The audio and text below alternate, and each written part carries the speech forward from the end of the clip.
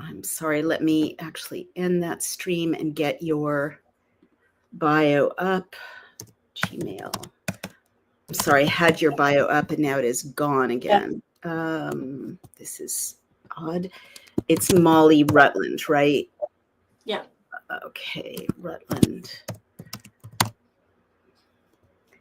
Actually, if I go to Iran Freedom, will a good bio be there? No. Let me just share it with you then. All right, thank you so much. 1 sec.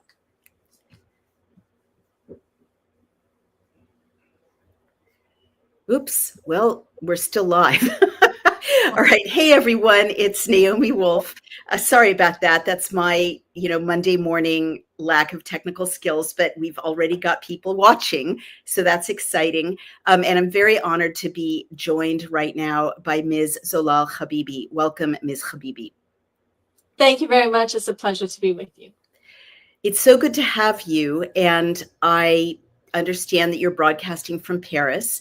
And the subject of our conversation is obviously Iran today. You are with the Iran Freedom Organization. And since I do not have your bio up, I'd like you to introduce yourself to my audience, please. Well, actually, I'm from the Iranian Resistance, so it's National Council of Resistance of Iran, but I am... Could you say that again more slowly, please, Ms. Habibi? It's the National Council of Resistance of Iran. Oh, wow. Okay. It's actually a parliament in exile that was formed 44 years ago. And it has over 500 members, 52% of which are women. And the president-elect of this council is also a woman who leads this movement. And it brings together people from all walks of life to be able to concentrate our work and our activity to be able to bring change to Iran. It has been fighting against, the religious dictatorship ruling our country for over 4 decades. Right. I am part of the Foreign Affairs Committee. I see. So we've got people watching from around the world. Some of them are familiar with Iran's history and others are not. I should disclose that my family actually has ties with Iran going back to the 60s, to before the religious dictatorship. My dad, a professor, was an English professor in Shiraz, and my brother was born in Shiraz and actually has a Persian middle name, which is Torab. And my family never forgot how cultured, what a beautiful civilization, welcoming people. And we're Jewish, right? And it literally didn't matter. Everyone was unbelievably warm and welcoming to our family. And they just, they saw your nation before this religious tyranny, and they are very heartbroken by what happened to your nation, from firsthand experience of loving your country. And also, just one other thing, I mean, it may seem a bit random, forgive me, but my dad was always very moved at how much his Persian students loved English literature. He was a Chaucer professor and he was talking about poetry. And there was, he's a poet. He was a poet. He's no longer with us, but he's never lived in a country that so cherished poetry. So I just thought I'd share that with you I'd share it with the audience because, of course, we in the West, especially in America, have a very restricted view of Iran and Iranian culture. And we're not taught that, this is one of the great ancient cultures. There are very few civilizations that have lasted, as long as Persian culture. And that what happened to the people of Iran didn't happen to, a barbaric militaristic people. It happened to an unbelievably cultured, civilized people who were cultured and civilized when Britain, was painting themselves blue and kind of living in the woods with no culture whatsoever. So I just wanted to say that because I just wanted to give a little background. Do you have any response to what I just said about stereotypes of Iran in the West? It was interesting what you brought up because my family actually, when remains from our family, they're all in Shiraz actually. So we're from the southern part of Iran.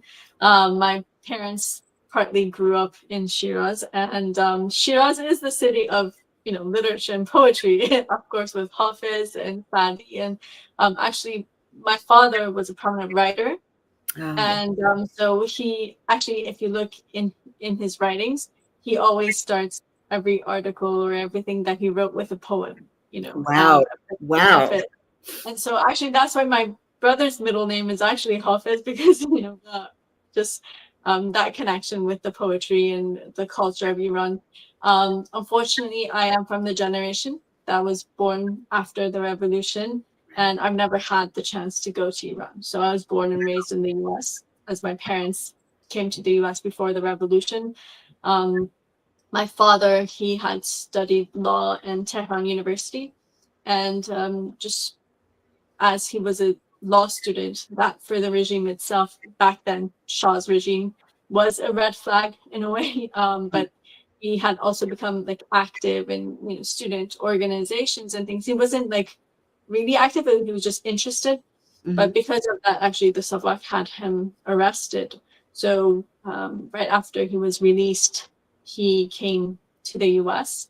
and he had actually gotten a full scholarship to American University in DC. So he came based on that scholarship. But my grandfather just wanted him out of the country because the reality is, you see these beautiful images and things of that like that from Iran back then, but the reality was unfortunately we went from one dictatorship to another. So from a classic dictatorship to a theocracy, which is far worse.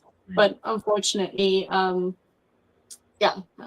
people of Iran have been fighting for freedom in Iran and democracy in Iran for over 120 years. Actually, tomorrow marks the anniversary of the 1906 constitutional revolution in Iran, which was really the start of the process of trying to create like a democratic government in Iran. But unfortunately, each time, due to foreign intervention, due to other issues, they were very short-lived. Right. But the fight still continues. And so the torch is being carried on. And today we see the current situation in Iran, which the regime is really on the brink of falling apart. Wow. And many people are the solution to the situation. Ms. Habibi, we're going to get to the current moment, I promise. So urgent. I just want to fill in a little bit more of Iran's history of struggling for democracy so that people who don't know it, can put what you're saying in context. So 120 years ago, there was a movement to establish a parliamentary or constitutional democracy, but people who may not be aware of it, there was a democratically elected representative right before the Shah's regime took over. Is that not correct? And the Shah and the Shah.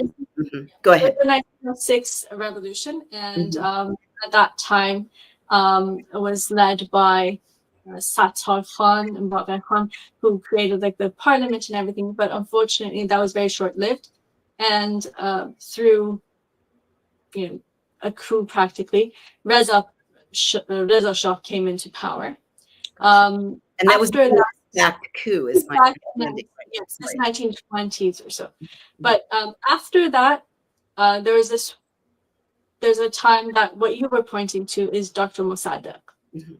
Dr. Mossadegh, he was the only democratic government that we've seen in Iran was the time of Dr. Mossadegh. He was the prime minister, and he was chosen by the parliament, and he was loved by the Iranian people, and he was the one who nationalized Iran's oil. And so in that process, unfortunately, there, foreign governments, specifically the UK and the US, well, it wasn't to their benefit to have a, democratic government in Iran. Unfortunately, they to that day, the oil fields of Iran belonged to these, foreign governments.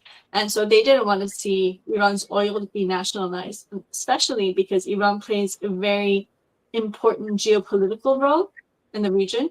So if you look throughout history, like in the past 100 years or so, every time there is some kind of turmoil in Iran or there's a revolution, you see its ripple effect in the region. Right. When Dr. Mossadegh tried to nationalize oil, after that we saw that movement in Egypt and throughout the region. Everyone's like, yeah, we need to, stand our ground. We need, to respect our own people. That, the people of our country should be benefiting from our, resources and whatnot. So that created like a whole movement. Unfortunately, fast forward, you see when the mullahs came into power, we see the growth of Islamic fundamentalism in the region, unfortunately. So every time we see that effect of Iran as the geopolitical role Iran plays in the region. And it could be a positive one, it could be a negative one, but that's how it's been. So as you said, there was Dr. Mossadegh, and unfortunately 60 years ago, there was a coup d'etat which was carried out by the CIA, and the Savak was part of that, and the MI6, and unfortunately that was very short-lived, and Dr. Mossadegh was taken out of office. And since then, really, the Shah took grip on the situation, and we saw like a new phase in suppression and like arrest of, political activists and whatnot. Even before then, there wasn't like, you couldn't have peaceful activity or anything like that. Unfortunately, that was the situation. People would be arrested, but after that, it was just like, it was, a line was drawn, and everyone realized we can't continue trying to create reform within the system. The system is not going to accept reform.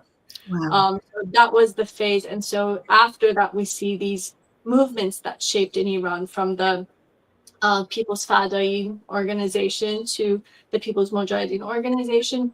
The People's Mujahideen organization will be celebrating its 60th year for its foundation in September 6th. So 60 years of continuous fighting for democracy in Iran. It was founded by 3 students at that time, who were then later executed. And what era is this? What decade is this? 1965. Say it again. 1965. 65. Okay. 1965, and so that was like the movement that I am affiliated with. That is the history. So it started from 1965. They were students who were activists for Dr. Mossadegh, and after the fall of Mossadegh and the fact that they realized we can't create reform within the system, they decided to form like an organization to actually concentrate and study, the fight of the Iranian people. I mean, to try to analyze it and see what is the path forward. How can we get guarantee to be able to create some kind of a democratic system in Iran? What it should be based on? What are the values? And so that's why you see today, 60 years later, we see that in the National Council of Resistance of Iran, for instance, it has set plans for the future of Iran. They have a plan that there will be a 6-month interim government, and then there will be a constitutional assembly, which will be writing the new constitution, and then there will be free elections.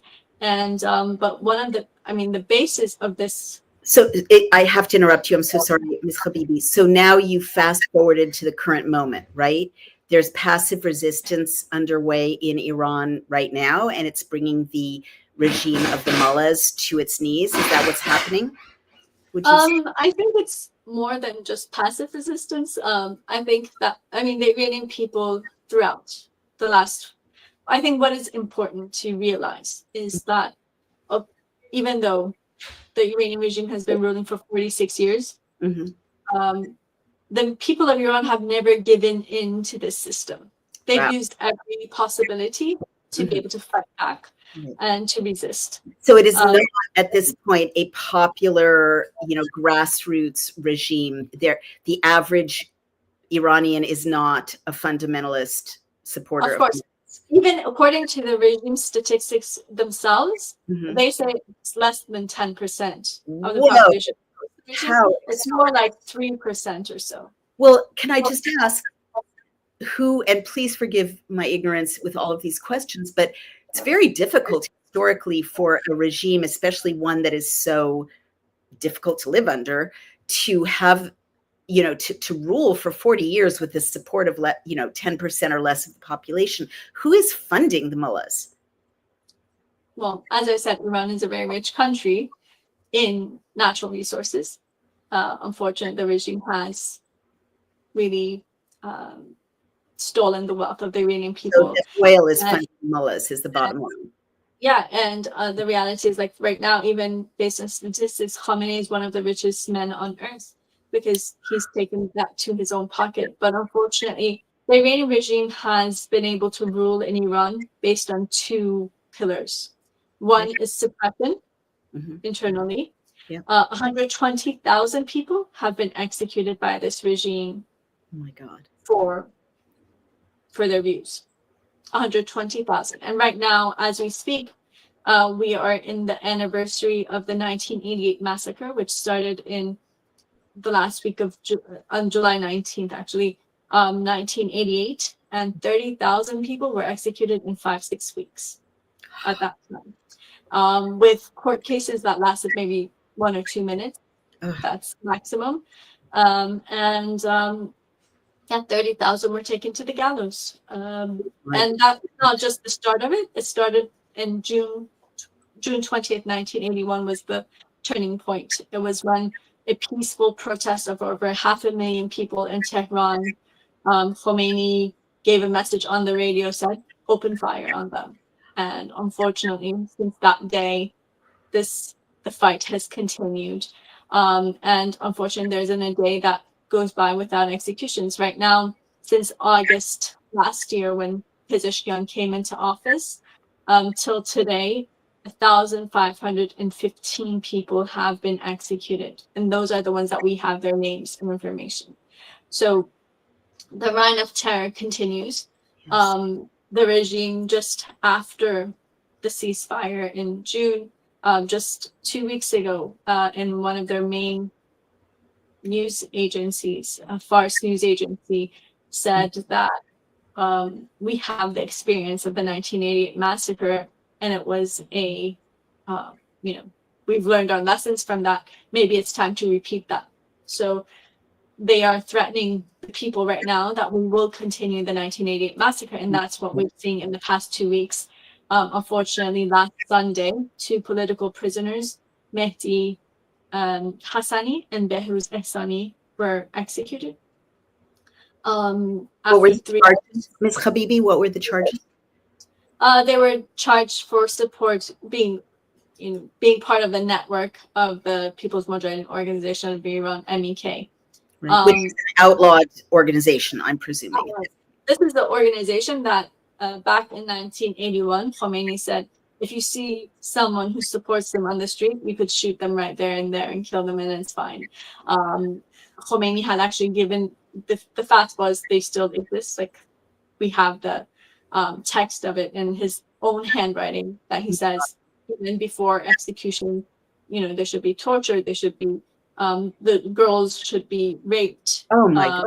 They should, draw their blood, like back then it was the Iran-Iraq war, so draw their blood out before executing them, do whatever. I mean, it's free hands. Unbelievable. And unfortunately, that's the organization that has paid the gravest price. As I said, 120,000 people have been executed, but over 100,000 of them have been members or supporters of the MEK. And this continues. Right now, there are 14 others who are on death row based on the same charge. And the news shows that Amnesty, I think International, just gave a statement on them just a few days ago, but everyone is very concerned that the regime wants to have them executed. Right. For us, it's a reminder because we've lived through that. As I said, my father was a prominent writer and a human rights activist, so the regime had like this hatred toward my father because he was. I remember, I think I was 4 years old. The first time I met people who were victims of torture, who had escaped prison and had been brought up, and so my father was taking them to the UN and the US Congress to testify about what what was going on, because back then it wasn't like now. There wasn't any internet. No one heard what was happening in Iran. So I became acquainted with the situation as a child. I remember looking up to these people that I was meeting, but I knew that they had been tortured. They kept on trying to hide it from me, not making sure like I don't see the signs or whatever, but I knew because I had seen it in newspapers or in articles, and I knew who they were. So they became like my idols in life, and I was like, wow, these people resisted and they stood up and whatnot. But very soon I came to learn that the regime's crimes, no borders whatsoever. In 1988, my father was killed by the Iranian regime. I'm so sorry. So actually last week was the anniversary. At the time I was only 7. Your father was killed in the United States?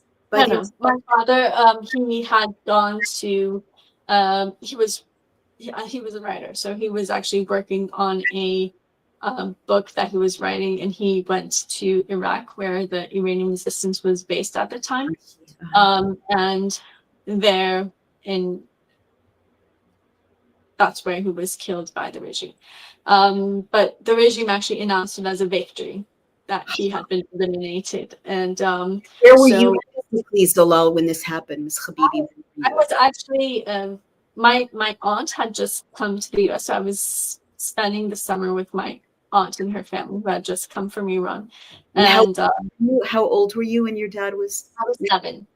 Oh God, I'm so sorry. Yeah, and then after like a month, I went.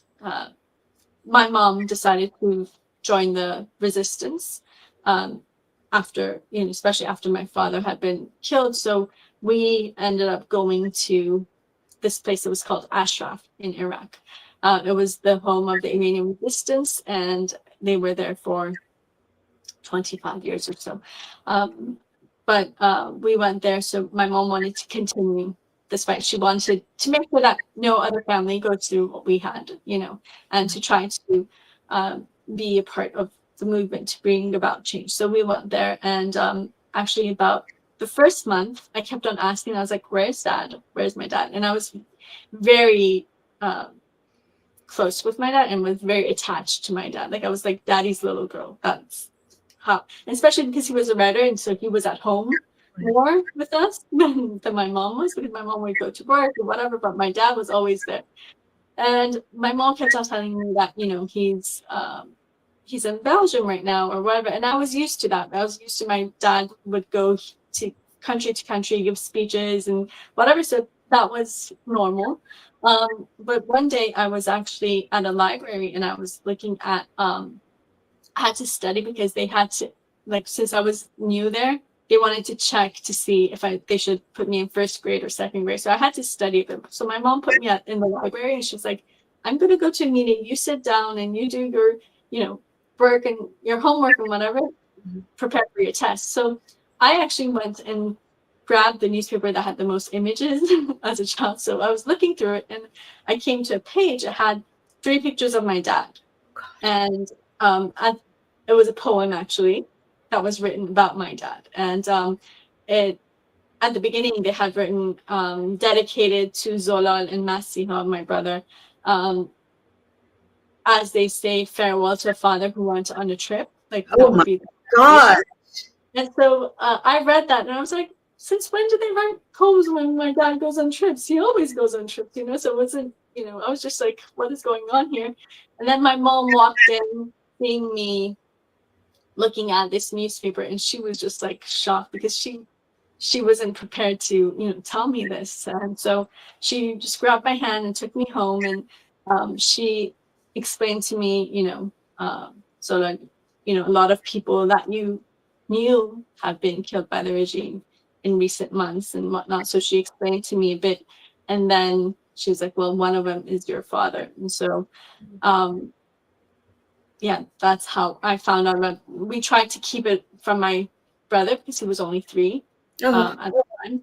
And so my brother, for the longest time, he because he always, we just told him that my dad was traveling, and he was used to my dad traveling. So he was like, yeah. And then he learned that the word heaven in Farsi means Behisht.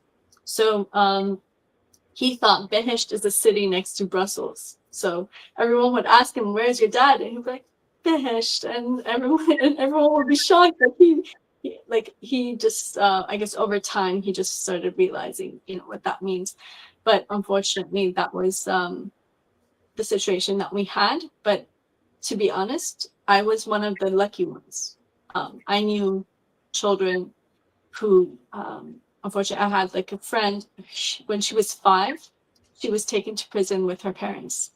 And then one of the things that they would do is they would make her watch her father be tortured. That way they would try to break the father, And even though she had blocked it out of her memory, but she still had nightmares about it. And she would just like wake up with like these sweating with a fever and everything, just screaming, because she still remembered those scenes in her, it was still with her, but consciously her mind had just like cut that out for her memory. But I knew so many who had, lost their entire family, or people who, to this day, I have friends who, they still remember, being the only ones without blindfolds in the hallways of prison in Iran. And this isn't just one generation, unfortunately.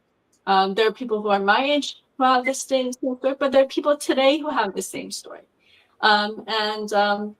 This is like generation after generation after generation that this is happening in Iran. But what's important is that the people of Iran have never given in and have not given up, and they still continue to resist, despite, all the atrocities being perpetrated by the regime. Today, right now, as we speak, last week, a family, they were arrested. Like this is their story. The father of this family, Ali Saremi, he was the longest standing political prisoner in Iran. He was executed on December 28th, 2010. And he had been in prison of the Shah and Khomeini he was in prison for 20 years at that time, on and off, but 20 years. So he was executed just because his son had joined the resistance. Oh my God. And he had tried to go and visit his son. Just a family, nothing more, just to visit. And then right now, his grandson is in prison with a 5-year prison sentence. He was arrested right at the start of the uprisings and after the death of Mahsa Amini. Right. So he's in prison for 5 years. And now they arrested the daughter. So the grandchild is in prison. The daughter has been now arrested. Why? Just because of family affiliation. And 2 days ago, her daughter was also. So right now, the mother and the 2 children are in prison. The grandfather was executed in 2010, and their cousin was killed in the uprising. So this is, just when you look at it, and this isn't just one case. I could name like 10 other cases that are the same thing. So you see, in the systematic, persecution of families in Iran. So you're really describing a kind of Stalin's massacre, kind of Pol Pot level, intentional, systematic, as you say, that's the right word, traumatization of multiple generations in one country, right? I mean, this is like intentional psychological torture of a whole nation, it sounds like. Yeah. As I said, the regime, it rules with 2 pillars. One is suppression. So when you look at it from this aspect, another one is terrorism and terrorism. So that's abroad, and this is internal. But it's it's both violence, it's both just with killing and torture and whatnot. Inside of Iran, one of the things is suppression comes with two aspects. One is suppression, like political activism and whatnot. The other part is they have tried to interfere in people's most personal aspect of their lives.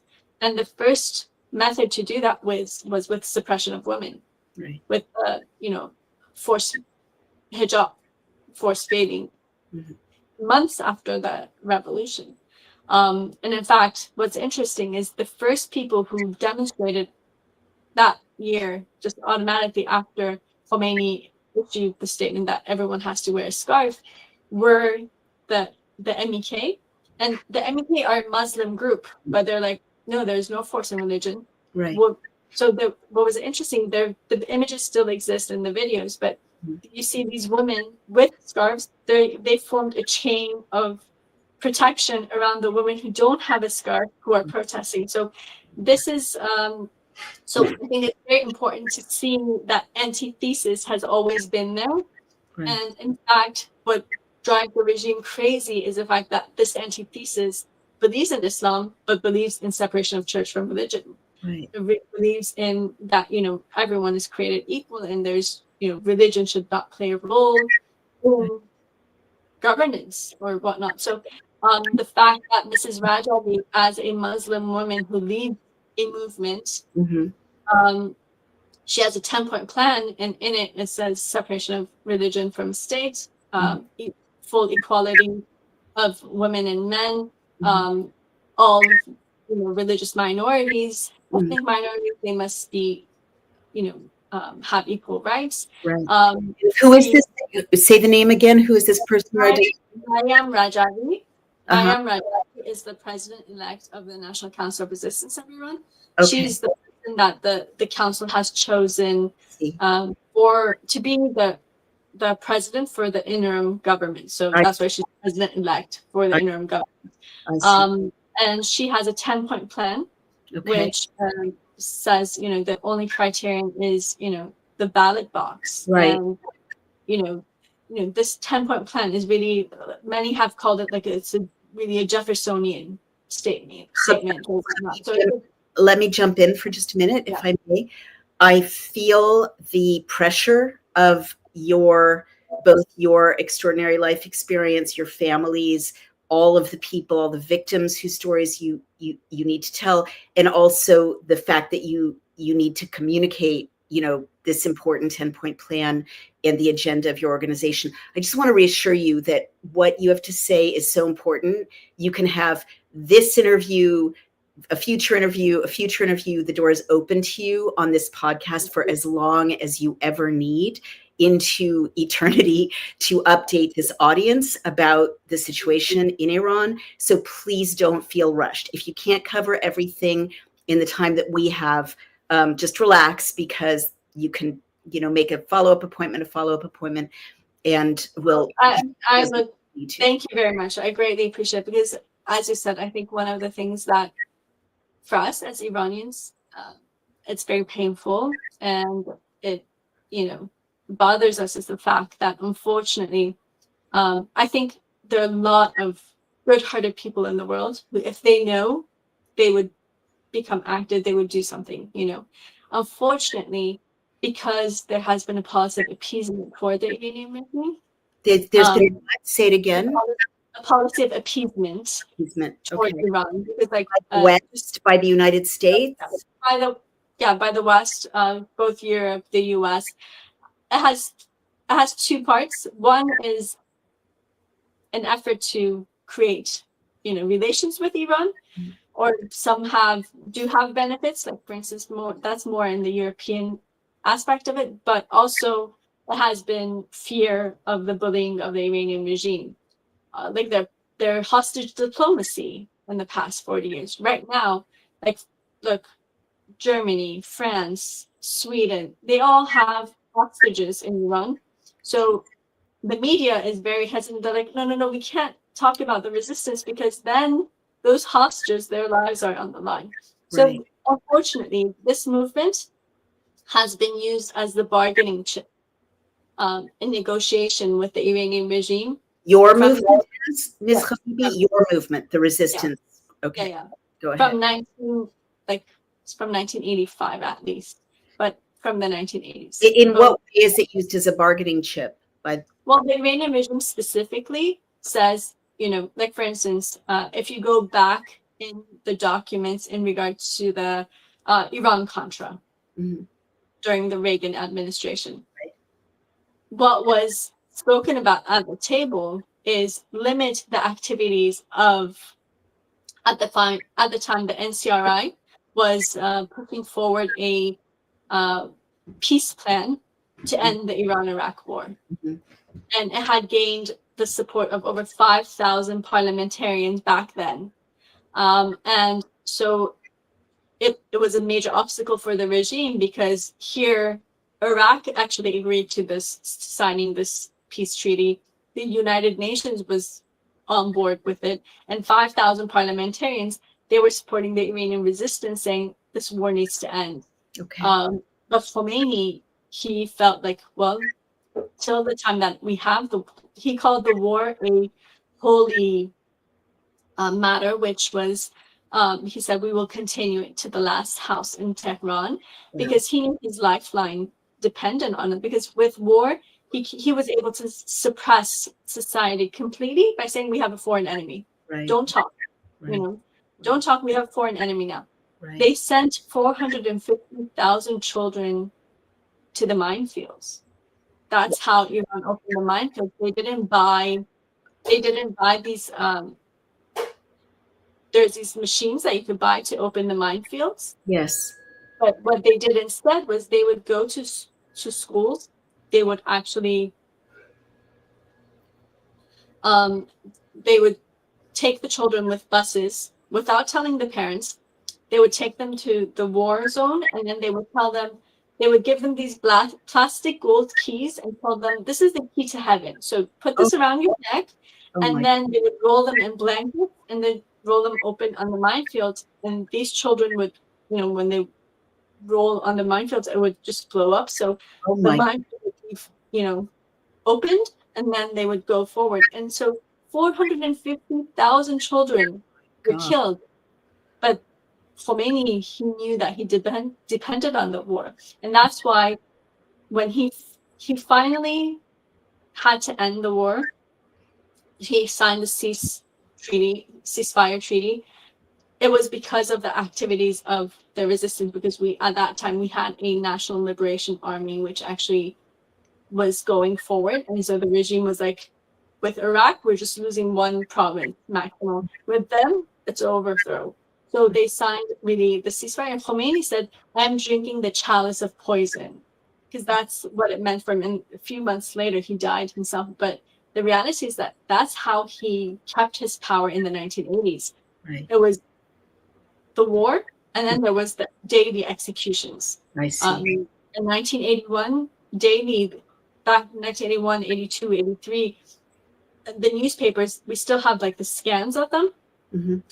It's like a list of all the people, like, for instance, Kayhan would print, like, today in Esfahan, these 76 people were executed. Today in Evin, these 130 people were executed. So every day, people would just go and buy the newspaper just to see if their children's names. Oh my God. Oh my God.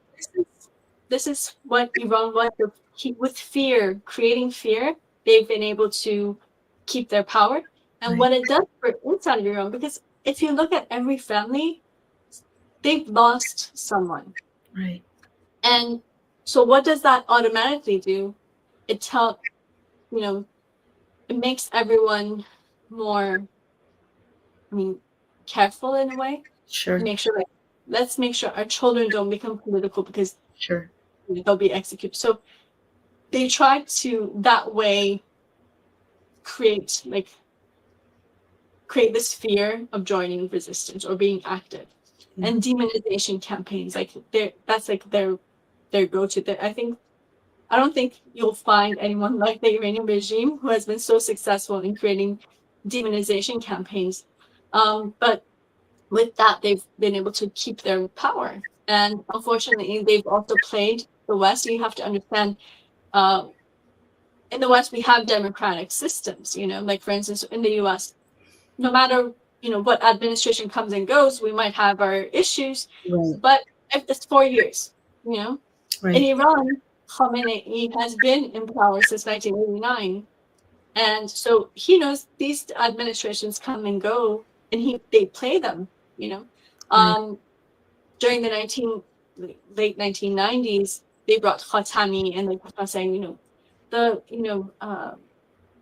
dialogue of civilizations. Iran is a rich country in civilization and whatnot, so let's have dialogue.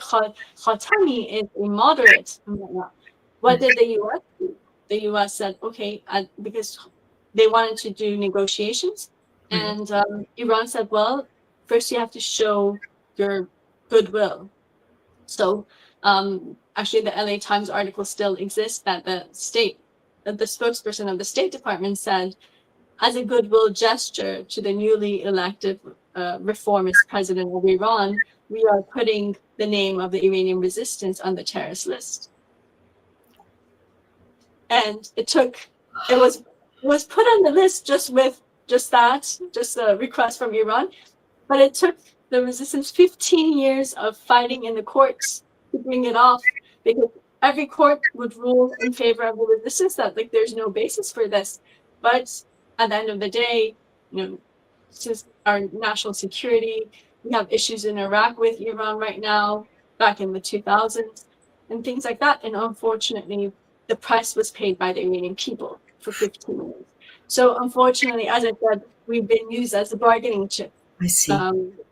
Throughout the years. Oh, and now that maybe those tactics, because that was something that they used, but we overcame that. So right. now they use new tactics. But now with the age of social media and whatever, so it's now more demonization or things like that. Because till the time that they could, it was even bombings, it was killing, assassination. They tried to bomb our annual gathering where 100,000 people were there in Paris. Fortunately, that thought was foiled. But 100,000 people, that would have been the largest terrorist attack on European soil after World War II. Right.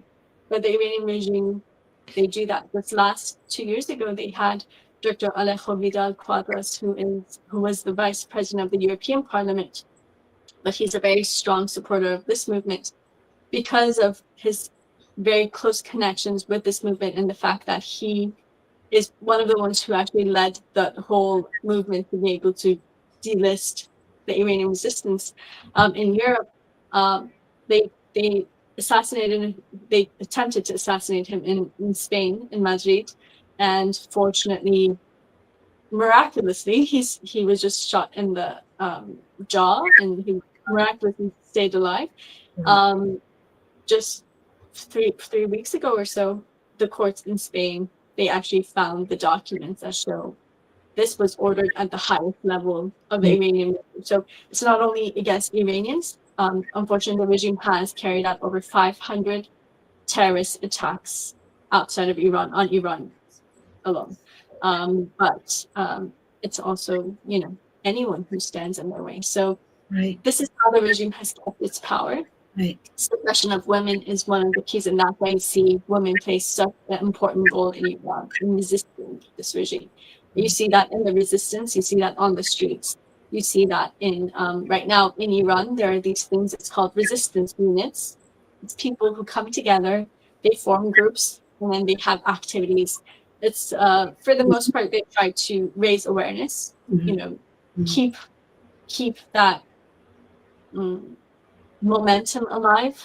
Just be it with a banner, be it with slogans on the wall, be it with whatever is needed to just keep that hope alive, that we have to resist, we can create change. But also targeting like centers of suppression and whatnot.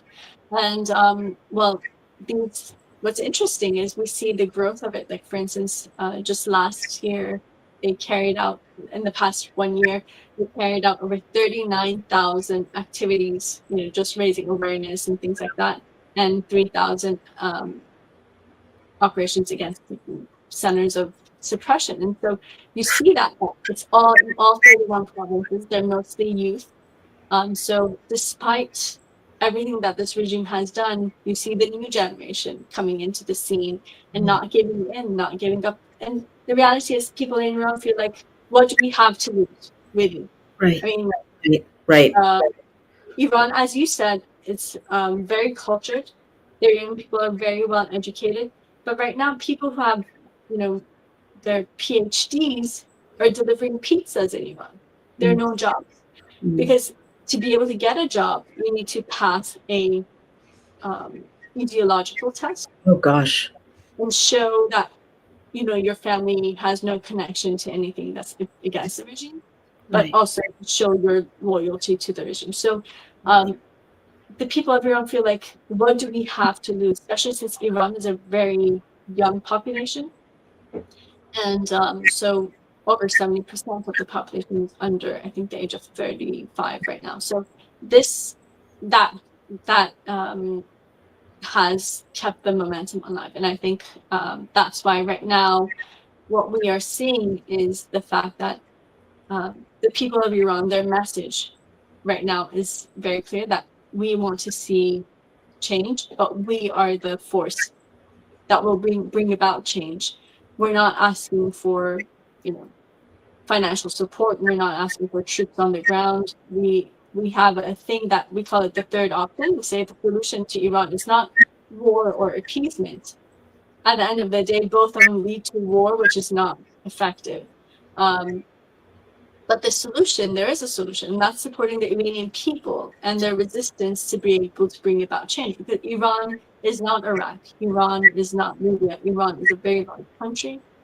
And Iran is, the whole structure is different. So the change has, and then we have the history of what you said at the beginning with Dr. Mossadegh and everything. So we're not very keen on foreign intervention because we have those experiences. Right. The people of Iran, they say that we've paid the price so far, 120,000 of our best.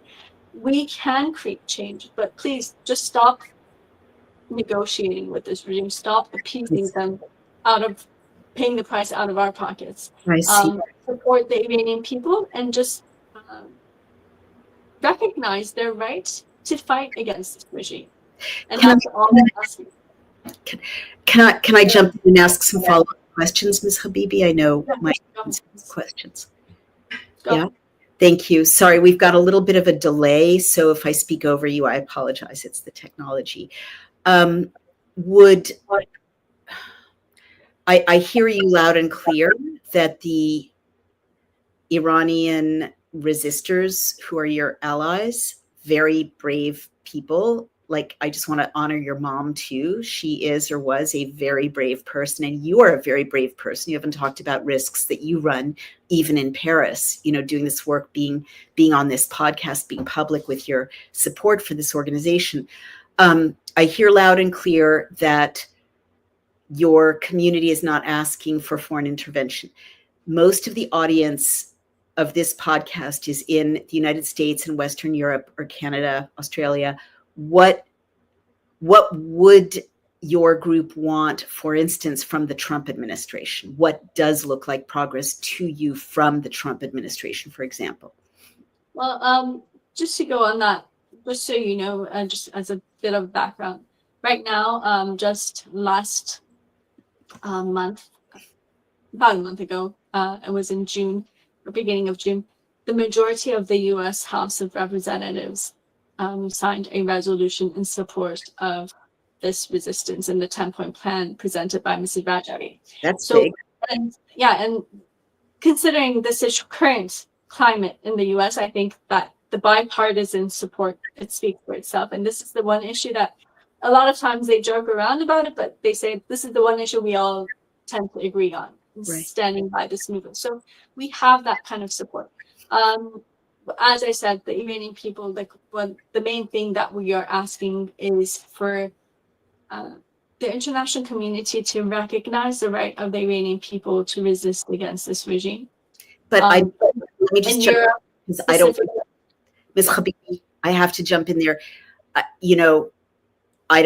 I don't want to get I don't want to get charged, right? So that what you just said, that can mean a lot of different things, right? Like, and I just want to say for the record, you know, your group was formally placed on a terrorist watch list in the United States. There are always politics around those lists, one way or another, but I just want to like say for the record that many, many resistance movements, including our own at the end of the 18th century, some people would call them patriots, some people would call them terrorists. So what exactly are you calling for right now? No, what we are calling for is, like, for instance, in Europe, for them to blacklist the Revolutionary Guards, the IRGC. What does that mean, to blacklist? To, like, for instance, in the US, the Revolutionary Guards were placed on the terrorist list. Okay.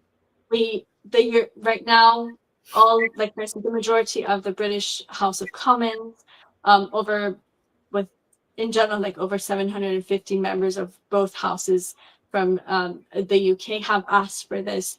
The European Parliament, the majority has asked for the IRGC to be placed on the terrorist list. Okay. And, like, for instance, the French Assembly, many others have asked for this, but unfortunately, due to the process of appeasement, this is not something that has been carried out.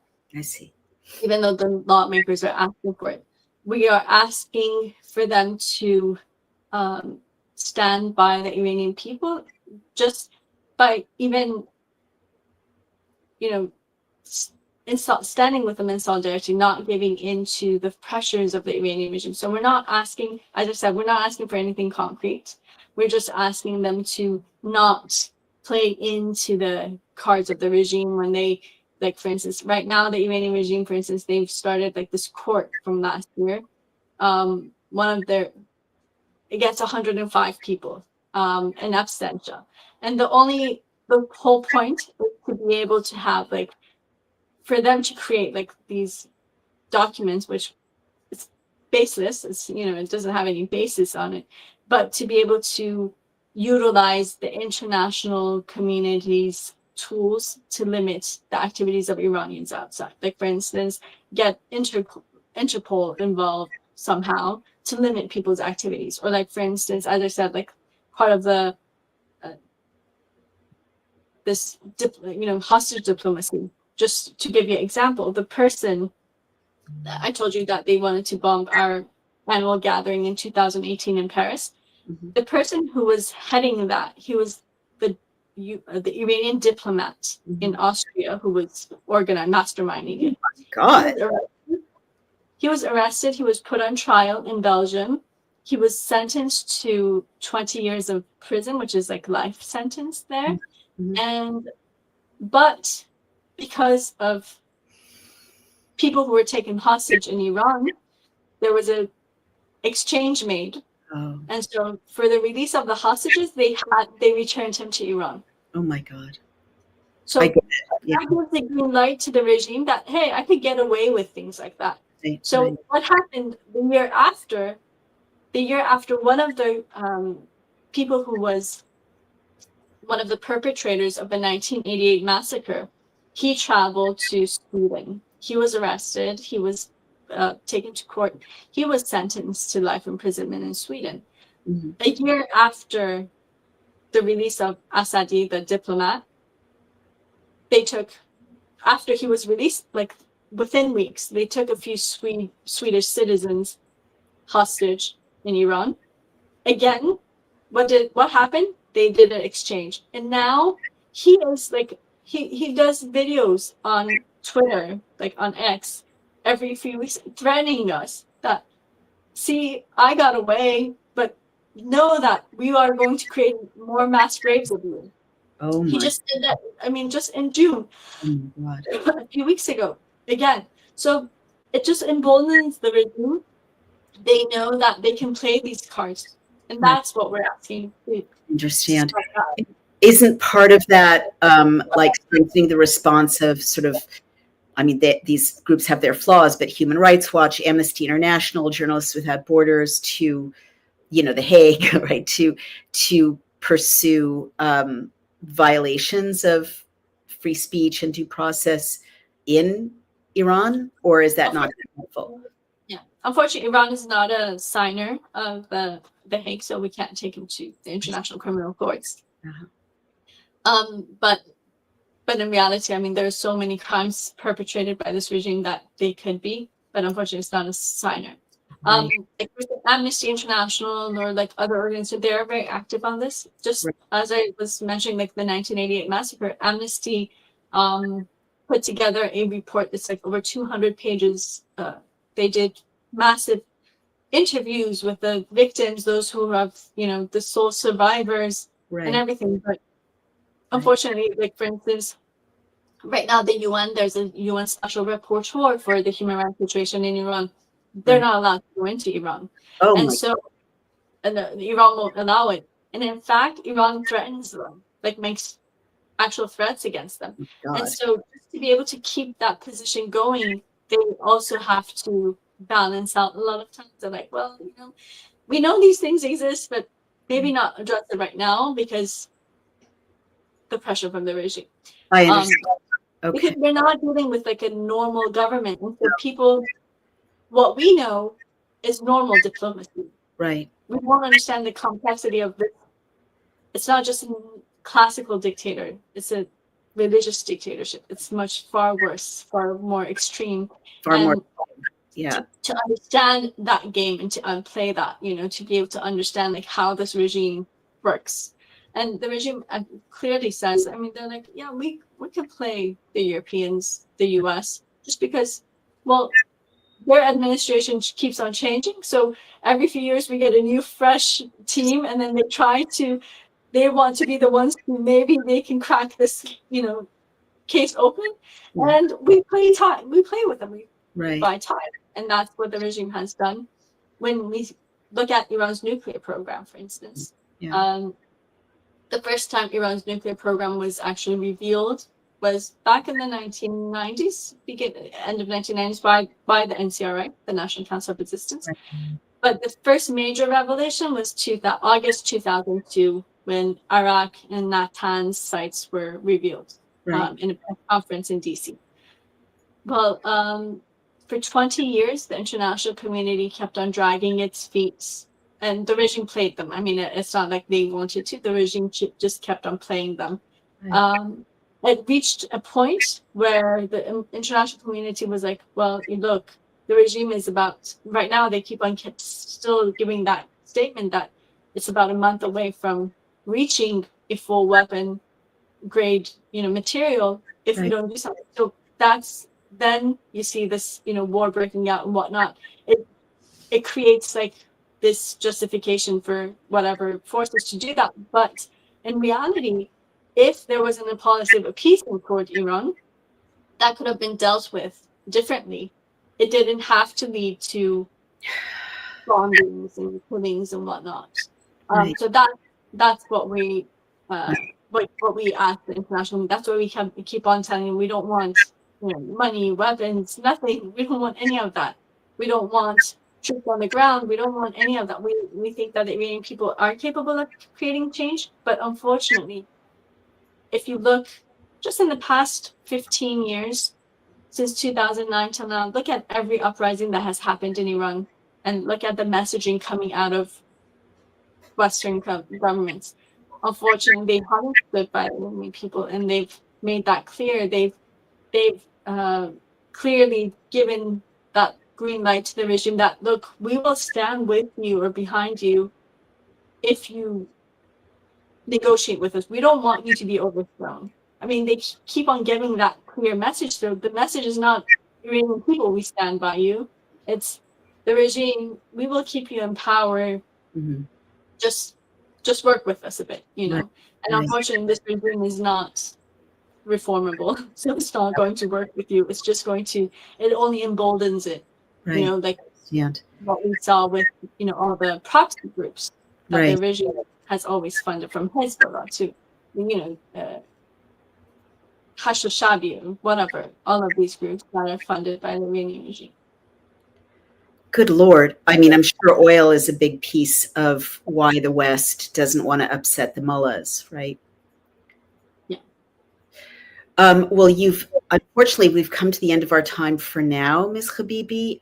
But again, I will pick up whenever you have a slot in your schedule to tell us more. One of the things I want to know before I let you go is practically what can this audience do? I just want to warn everyone, because these are very sensitive, complex problems.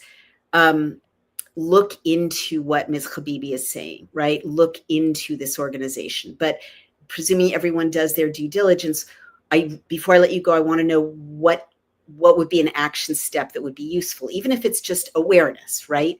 The other thing, I think that's like the number one thing. Yeah. Okay, what is the awareness is the number one thing of what? Raising awareness, but actually going, because as I said, there's a whole demonization campaign. So just go to the main source, like the websites of the movement, and just try to learn it from there. So raising awareness, reaching out to your local media, asking them to cover the issue of Iran, be it the human rights aspect, be it Right. the situation of women in Iran. Ask them to cover this issue and echo the voice of the Iranian people. Contact your lawmakers, ask them to make statements on this, stand by it. Like, for instance, with the execution, the 14 people who are on death row right now, this is something that Amnesty International and many other organizations have given urgent actions, but we need more presence to make sure that we can prevent that. And also, like, for instance, if there are gatherings in your city, in your, wherever you're located, join them, show the Iranian people your solidarity. Usually on Saturdays in most of like major cities, the Iranian community, the Iranian diaspora do have like sit-ins or protests and things like that. But like, for instance, just off the top of my head, September 6th, there will be a huge rally in Brussels. Mm-hmm. And also for 1 week in September 20th, that week in New York, same time at the UNGA, there is going to be a exhibit of like, of all those who've been executed by the regime. It's in Dag Hammarskjöld Park. And then they also have like a huge rally and things. I think it's on the 22nd or 23rd of September. But if you visit OYAC, this organization of Iranian American communities, they have more information there. So just whatever means that you have, please try to use that and just raise awareness.